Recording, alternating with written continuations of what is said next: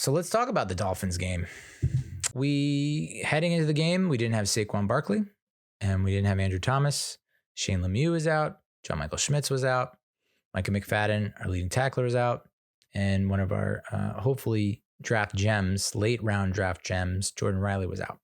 We ran 68 offensive plays to Miami's 54. We owned the ball for 12 more minutes. 35 minutes to their 24. But we only averaged 3.9 yards per play, while Miami averaged 9.7 yards. And we were outgained 524 to 268. Offensively, this was the 5th starting offensive line combination in 5 games. That can't be good. Long gone are the days that we could line up 5 dudes and we can expect them to play pretty much the entire season with that alignment, with those dudes in those positions. It feels like we have not had that. I can't even tell you how long it's been since we've had 5 guys start on the offensive line for more than 3 weeks in a row. So yeah, when you have that much volatility, turmoil on your offensive line, which is supposed to be secure, stable, right, strong, you're gonna have issues and problems. You're gonna have miscommunication. I mean, we called up 2 guys from the fucking practice squad on the offensive line for this game, and they both saw time. That's how bad it got. Like, no word on what happened to Ben Bredesen. All I know is he is just covered in blood. His face is covered in blood, and he like goes in the tent. And these broadcasters were the worst, by the way. Vilma is the worst, and Albert's the worst. I don't know. Is it Albert? Maybe.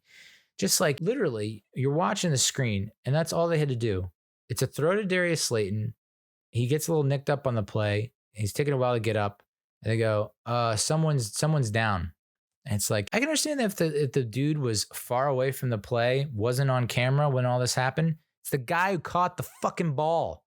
Anyway, I can't stand. Like, they just were not giving us updates on anything at all. So it's just like, is Brederson back in the game? What's wrong with Brederson? Like, you just weren't getting any updates or whatever. So it's like, you might as well watch on mute.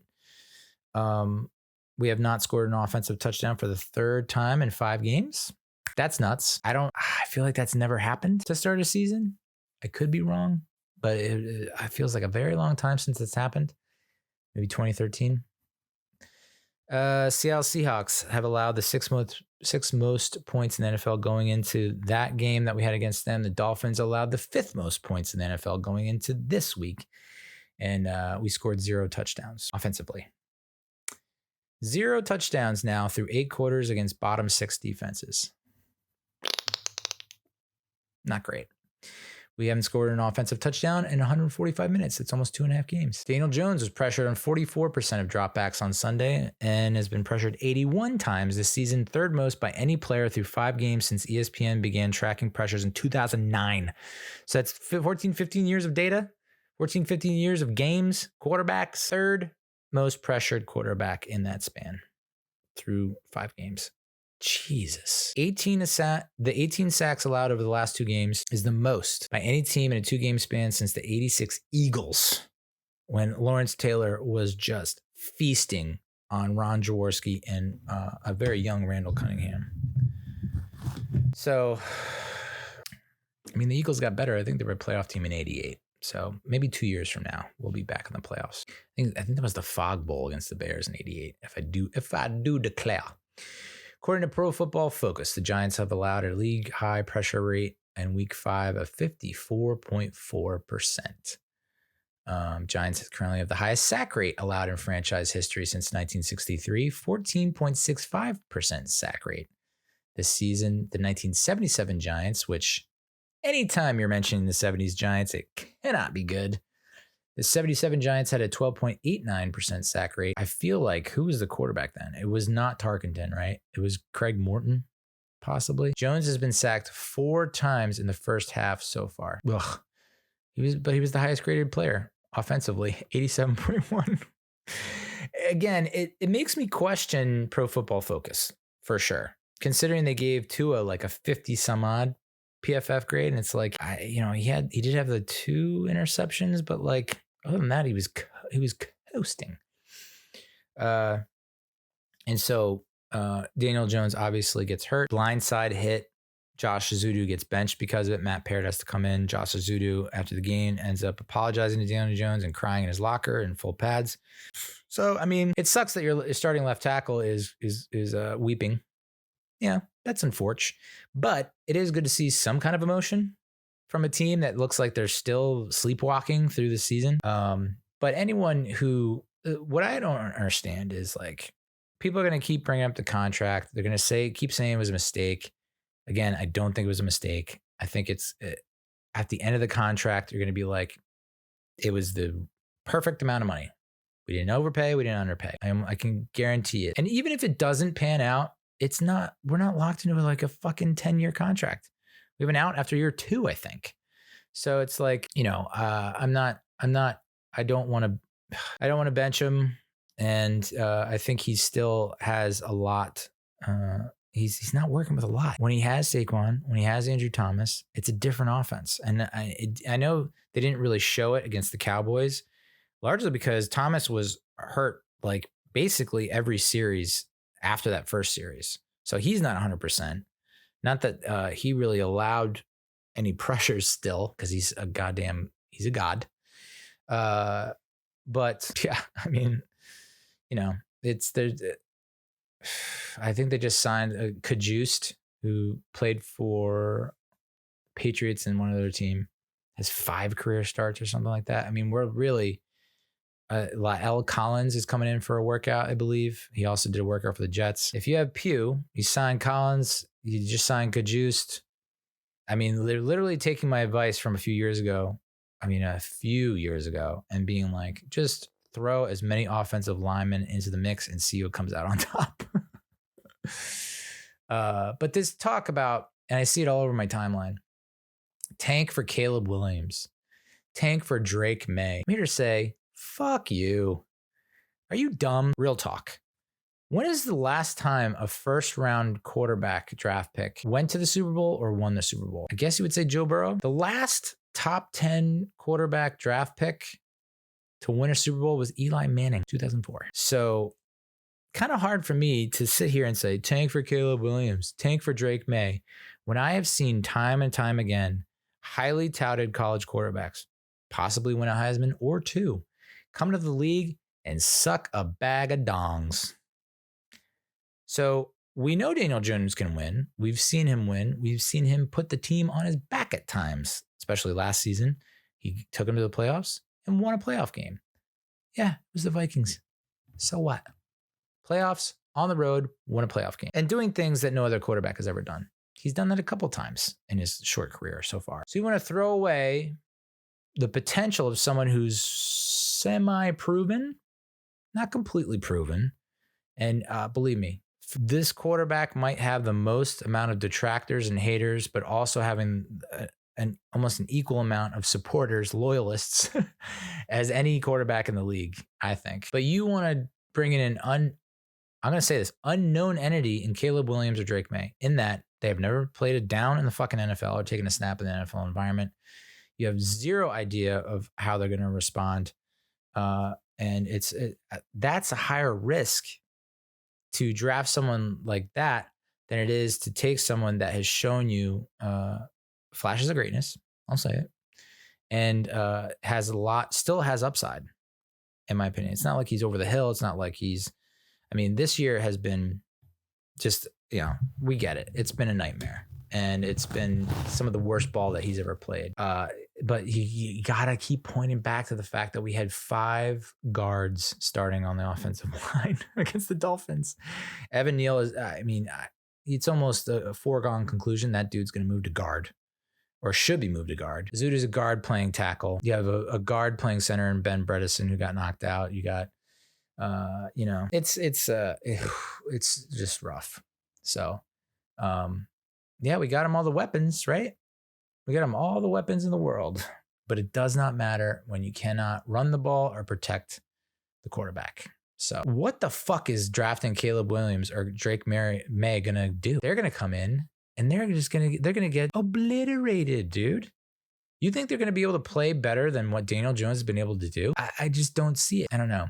And you know what? There are plenty of, what's weird is There are plenty of teams out there that have a lot of injuries along the offensive line on the front. I think the Seahawks were going through that. They still held up pretty well against the Giants front, which isn't saying much, I guess. The Chiefs, I mean, that's how the Chiefs lost the Super Bowl to the Buccaneers, is they basically their entire starting line was out, and Mahomes couldn't do what, as much as we all think Mahomes is a superhero, like he could not fly his way out of that situation. So yeah, you can put it on the offensive line. What sucks is, and I think Art Stapleton pointed this out, is when the Giants do give him time, Jones is fucking up. But because it's such a small sample size, there's a lot more pressure on him to do it right when everything else clicks, which is few and far between. Does that make sense?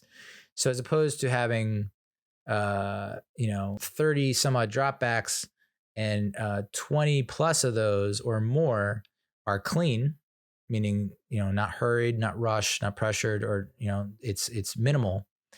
If he's missing these throws in that wider sample set, it's not as noticeable, or you're not going to get on him as much. But when it's a smaller sample set, when there's like legitimately five pass plays where it's clean and he should have made the throw, and you're fucking up on all of them, it's like, yeah, he's under a microscope right now. I would just like to see him. To me, it feels easy, but who am I, dude? It seems like, all right, just don't lock into the first guy, look at the first guy, go to the second guy. And when you're scrambling, look down the field. And I see fans tweeting about this all the time. We don't care if you throw 3 picks as long as you're throwing deep. It's these little dink and dunk shit that we get really pissed off about because they're just sitting on it. It's like, at least if you throw deep, you try and give your guy a chance, and like you probably have a better chance. I don't know, but it's just that's all he can afford to do. But it does suck when he does get the opportunity that he's not connecting. And there were opportunities where it's like you could have put it on him, you could have put it on the receiver. Everyone's talking about that throw down the right sideline when Xavier Howard was on Waller, and Howard got a piece of the ball. Now Waller got both hands on the ball, so you kind of wanted him to bring it in, hopefully, but it wasn't a clean, toss. Howard got his hand on it. That's a missed opportunity. There was another throw to Waller, I think down the left sideline, that Waller didn't come down with. There was a throw down the right sideline where he just leads Slayton a little bit too far out towards the sideline.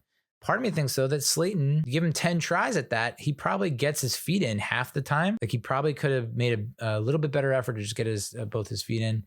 So it's, he had the shitty throw to Wandale when it could have been an easy first down.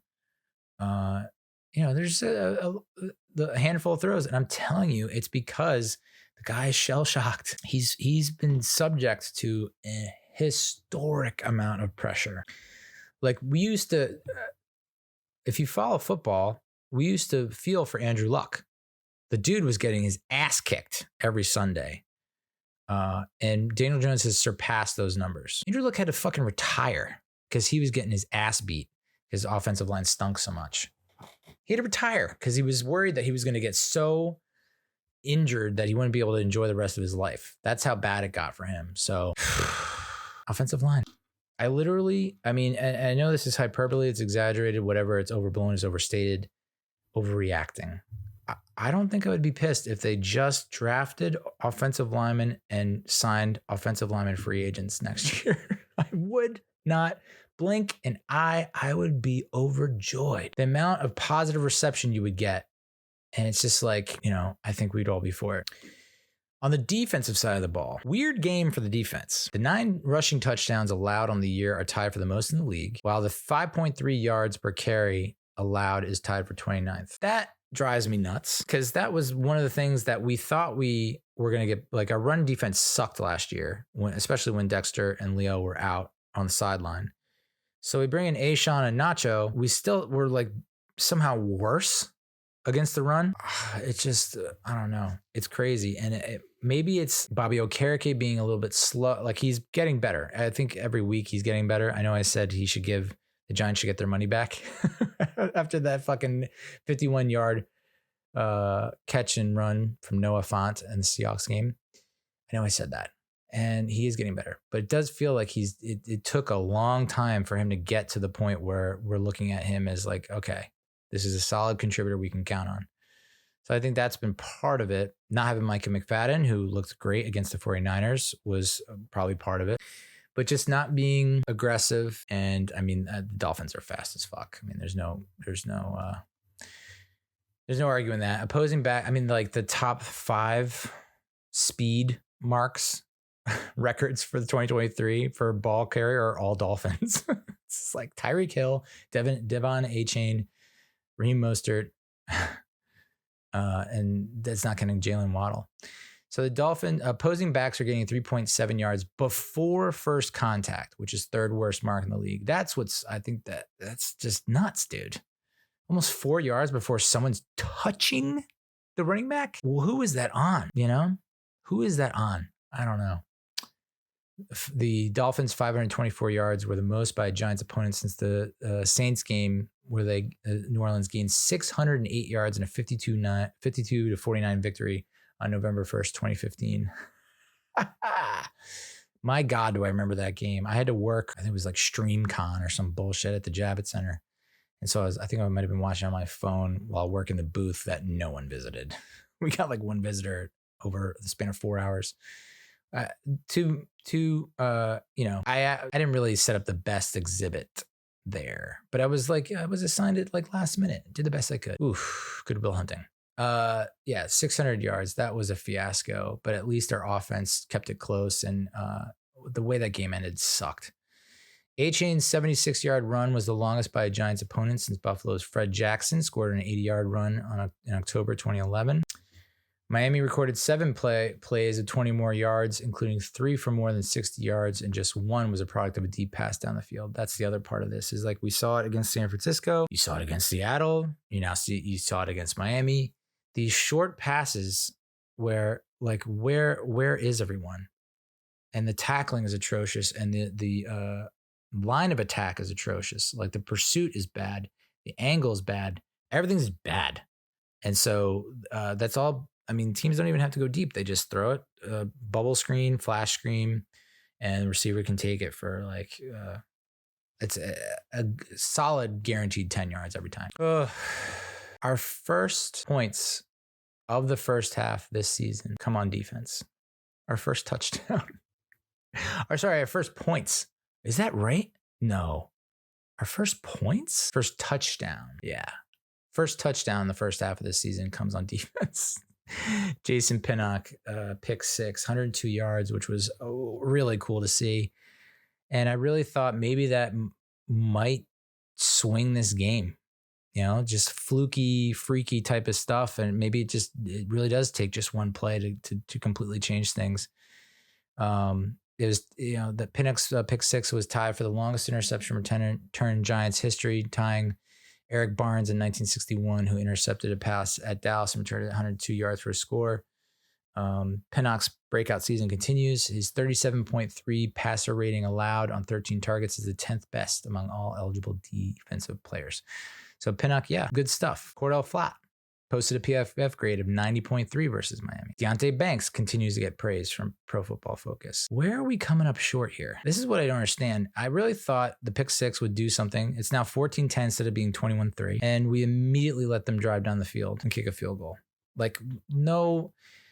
Not even any resistance whatsoever. It's just like, I guess it's to be expected when you have just come off the field off a long drive and you have to go immediately back on the field after just, running the length of the field. You must be a little tired. And then any chance of us coming back pretty much went out the window when we just left Tyreek Hill completely uncovered. And then Trey Hawkins finally realized, oh yeah, I'm going to be on the fastest player on the planet. Runs over, and the moment he gets settled, I said touchdown. And sure enough, Hill burns Hawkins, and there's no help over the top. McKinney comes up to play underneath. Why? I don't know. And then Pinnock is unable to get across. And so that's a touchdown. That pretty much sealed the deal. I mean, this was a blowout through and through. So it's weird that we only lost by 15 with a chance to come within a score at in the fourth quarter. Like if Tyrod Taylor converts that fourth down, we're now inside the red zone. You score there, you kick the extra point, you kick it. I don't know. So it's weird. It was completely a blowout, except it's there was still a chance. I think I'm out on Xavier McKinney. I don't know that I haven't seen a whole lot of positives from him this year, and I don't like how he's kind of handled himself. I don't know. Hopefully he turns it around, but it just seems like he just doesn't look great on the field. I think he either poked out the ball on A-Chain or recovered the ball. Either forced the fumble or got the fumble recovery. So that was good to see. But like, how is this on paper a better defense, but yet a worse defense statistically than last season? I don't know. When we had literally guys off the street starting at cornerback, it's wild. It almost makes me think Dable would do better with just waiver wire guys, like guys they pick up off the street. Just, why not? It's obvious these other guys that are like high priced, veteran free agents or high draft picks aren't doing you any favors. But I don't think, and that kind of dovetails into what my next point was. 10 captains, dude. Why do we have 10 captains? That just feels a little much. 5 captains at most. I think McKinney's a captain. Why? I don't know that Leonard Williams is really a captain. To me, it's Dexter Lawrence, Saquon Barkley, Daniel Jones, Andrew Thomas, Graham Gano. Those are 5. Any other guys? It's like I don't know. What have you seen from any of the other guys that makes you think, oh yeah, these are the guys that we want to lead the team and to look up to? I don't know. Prove me wrong, dude. Prove me wrong. I guess one of the bright spots, Kayvon Thibodeau had 2 sacks. He has 4 of the Giants' 5 sacks this season, which is so sad. And then while we blitzed like crazy against the Niners, 80, 90%, we only blitzed 12.5% of Tua's dropbacks, which Coach McDaniel found to be unexpected, wasn't prepared for it. They didn't prepare for that kind of defense, but it did not matter. It's just like, just get your playmakers, your speedsters in open field and you will score or pick up massive chunks of yardage. So of course, Jones gets hit, knocked out of the game. They say it's a neck thing. He says it's similar pain to what happened in 2021 when he essentially missed the rest of the season, even though they led us to believe that he was going to come back. So stupid. And Marcus McKeithen hurt his knee. So another lineman bites the dust. Another lineman